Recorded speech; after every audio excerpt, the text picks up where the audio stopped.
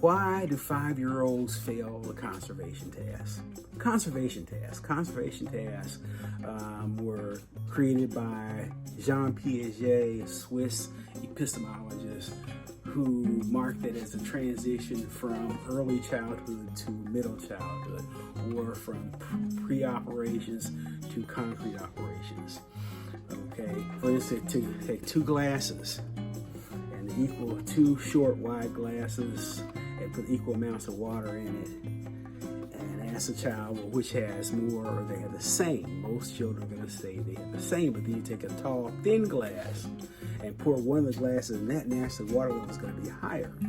Okay, and the 5-year-old is going to say the thin glass has more, where the 10-year-old is going to say they have the same.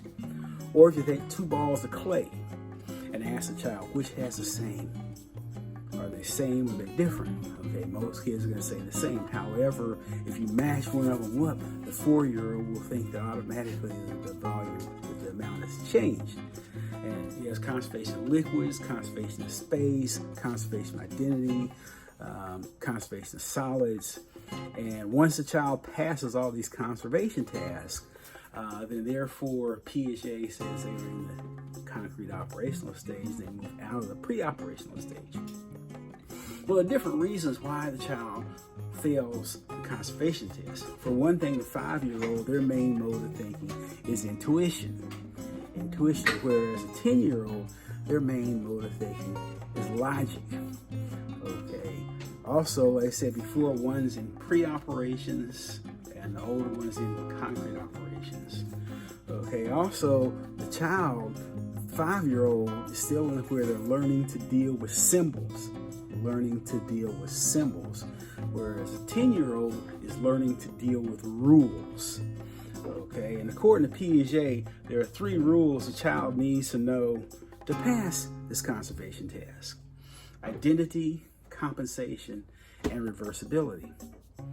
Identity meaning that the amount is not changed, even though they look the same amount. Nothing's added, nothing's taken away, therefore it's the same amount. Okay, and you'll see in the video that I attached to this on YouTube, shows the different age children responding to this. Okay, another rule the child needs to understand is compensation. In other words, one aspect of the display compensates for the other aspect of the display. In other words, the wider the glass, the lower the level, the thinner the glass, the higher the level. And the third was reversibility. As Piaget asked one of the 8-year-olds, how do you know it's the same? And the 8-year-old is poured back in the original glass. So in other words, to mentally undo what was just done. Okay, so think about that. Identity, reversibility, compensation. These are 3 rules the child needs to understand. Now, I said earlier, the younger child, they're learning to deal with symbols, and their main mode of thinking is intuition. The 10-year-old or the 8-year-old, their main mode of thinking is logic. Okay, and therefore, and they're also learning to deal with rules. Okay, so the younger child is unable to deal with rules to a certain extent. Everything's fine and dandy there until Jerome Bruner came along. Jerome Bruner, he said, okay, I agree with Piaget, the younger child is unable to comprehend this, they fail the problem, and I agree with the rules that are needed. However, Bruner believed that you can teach a child to pass that test.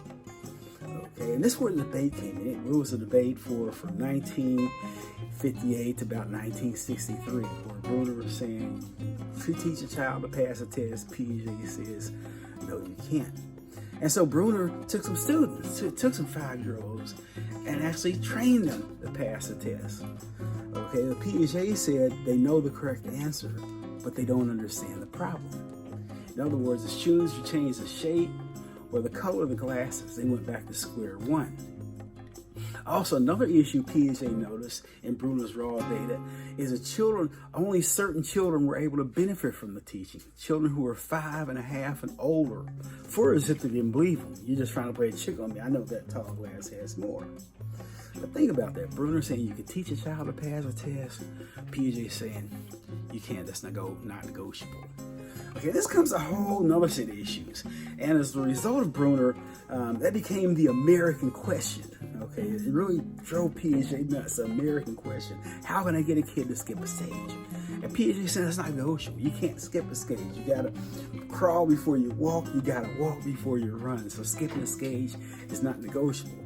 Let's look at other theories associated. For instance, other stage theorists like Freud and Erikson, under the psychodynamic approach. Now, Freud and Erikson will say, particularly Freud will say, you can skip a stage, but there's going to be some negative consequences. Okay, so you can skip a stage, but necessarily mean that that's going to help. It's going to be a negative consequence, and that comes back to readiness for learning. Is a child ready to learn this? And now we have a phrase, and you see in early childhood education, age-appropriate learning materials. What age is it appropriate to teach what skills or what information? Okay, let's take another step. Let's talk about Vygotsky in this. We were talking about Vygotsky in one of the earlier videos. Vygotsky was a Russian psychologist who talked about scaffolding. Okay, in other words, adjusting your teaching style to the needs of the students. And he also talked about zone of proximal development, what a child can do by himself versus what a child can do with a little bit of help. And that's what tutoring is really all about, is expanding one's ZPD, or zone of proximal development. And so it would have been really interesting to see how Vygotsky would weigh into that. But also another issue comes up when you're talking about the Piaget-Bruner debate.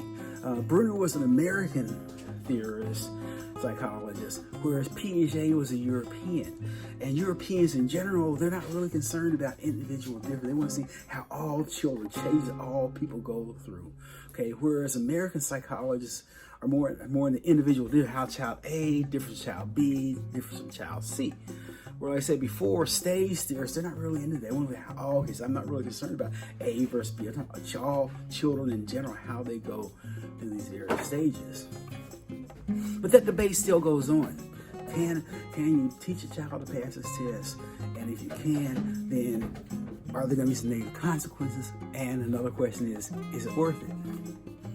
But the bottom line is, once a child passes all the conservation tasks, they're now in what Piaget calls concrete operations.